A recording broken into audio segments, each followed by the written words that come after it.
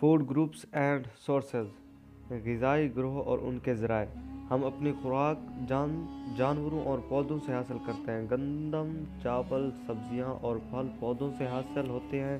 مچھلی، گوشت، انڈے، دودھ اور اس سے تیار شدہ اشیاء مثلاً مکھن، دہی اور پنیر وغیرہ جانوروں سے حاصل کیے جاتے ہیں۔ ہمارے جسم کو مختلف افعال کی ادائیگی کے لیے جن کیمیائی مادوں کی ضرورت ہوتی ہے وہ مختلف غذاؤں میں پائے جاتے ہیں۔ ہماری خوراک غذا کے اہم گروہ یہ ہیں: کاربوہائیڈریٹ، پروٹینز، فیٹس یعنی چکنائیاں، وٹامنز، منرلز، واٹر پانی۔ کاربوہائیڈریٹ ہمارے جسم کو توانائی مہیا کرنے کا سب سے اہم ذریعہ کاربوہائیڈریٹس ہیں۔ یہ وہ ایندھن ہیں جو ہمارے جسم کو کام کرنے کے قابل بناتے ہیں۔ یہ ہمارے دل، دماغ، گردوں اور عصبی نظام کی درست کارکردگی کے لیے لازمی ہیں۔ بطور خوراک استعمال ہونے والے کاربوہائیڈریٹس زیادہ تر پودوں سے حاصل ہوتے ہیں۔ شوگر ایک کاربوہائیڈریٹ ہے جو پھلوں، شہد اور دودھ میں پایا جاتا ہے۔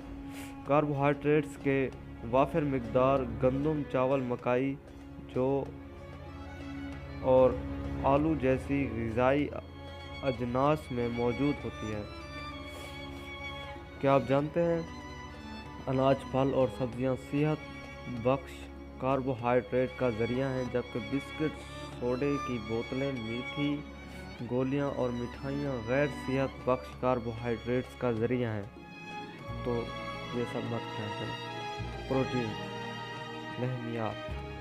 لحمیات یعنی پروٹین ہمارے جسم کے مختلف اعضاء مثلاً عضلات یعنی پٹھوں، دماغ، خون، جلد، بالوں اور ہڈیوں کی ساختی اکائیاں ہیں۔ یہ ہمارے جسم کے نشو و نما اور اعضاء میں ہونے والی توڑ پھوڑ کی مرمت کے لیے ضروری ہیں۔ پروٹین حیوانی اور نباتاتی ذرائع سے حاصل کی جاتی ہے۔ گوشت، مچھلی، انڈے، دودھ اور اس سے تیار شدہ اشیاء حیوانی پروٹین کا ذریعہ ہیں۔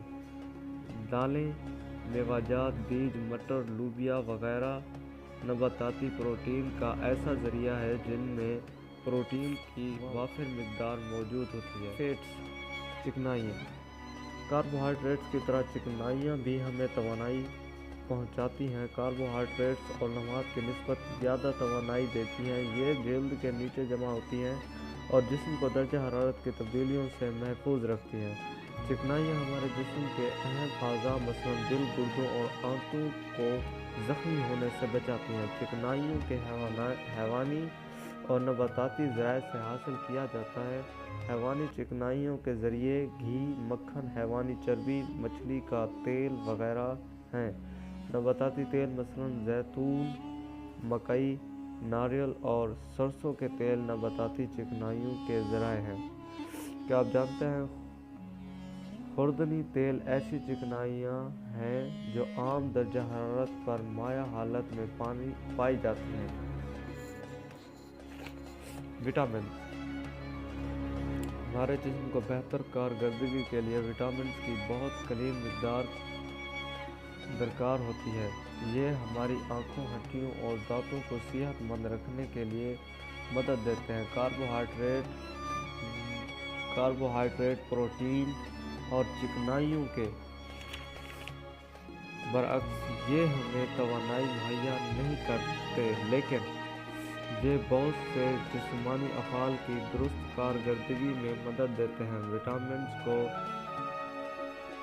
مدافعتی غذاؤں کا نام دیا گیا ہے کیونکہ یہ بعض بیماریوں سے بچاؤ مدافعت کے لیے بہت ضروری ہیں۔ وٹامنز کی بہت سی اقسام مثلاً vitamin A, vitamin B, vitamin C, vitamin D اور وٹامن کے ہیں۔ ہمارے جسم میں ہر وٹامن کا ایک مخصوص فعل ہوتا ہے۔ سبز پتوں والی سبزیاں، پھل، گوشت، سمندری خوراک، سی فوڈز، انڈے اور دودھ وغیرہ وٹامنز کے ذرائع ہیں۔ منرلز، منرلز ہمارے جسم میں بہت سے افعال مثلاً ہڈیوں، دانتوں اور خون کے خلیوں کے بننے میں حصہ لیتے ہیں۔ ہماری نشو نما میں یہ بہت اہم کردار ادا کرتی ہیں۔ Calcium, iron, iodine, fluorine, phosphorus, potassium, zinc, sodium وغیرہ منرلز کی مثالیں ہیں۔ یہ سبز پتوں والی سبزیوں، پھلوں، دودھ، انڈوں وغیرہ میں پائی جاتی ہیں۔ واٹر، پانی۔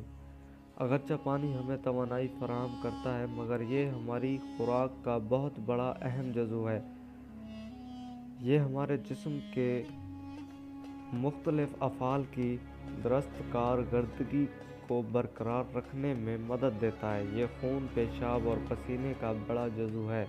یہ مختلف مادوں کو جسم سے ایک حصے سے دوسرے حصے تک پہنچانے اور پسینے کے ذریعے جسم کا درجہ حرارت برقرار رکھنے میں مددگار ہوتا ہے۔ ہمیں روزانہ 8 تا 10 گلاس پانی پینا چاہیے۔ پانی پیے بغیر انسان چند دنوں سے زیادہ زندہ نہیں رہ سکتا۔ پانی کو مختلف غذائیوں مثلاً تربوز، دودھ، پھلوں کے رس وغیرہ سے بھی حاصل کیا جا سکتا ہے۔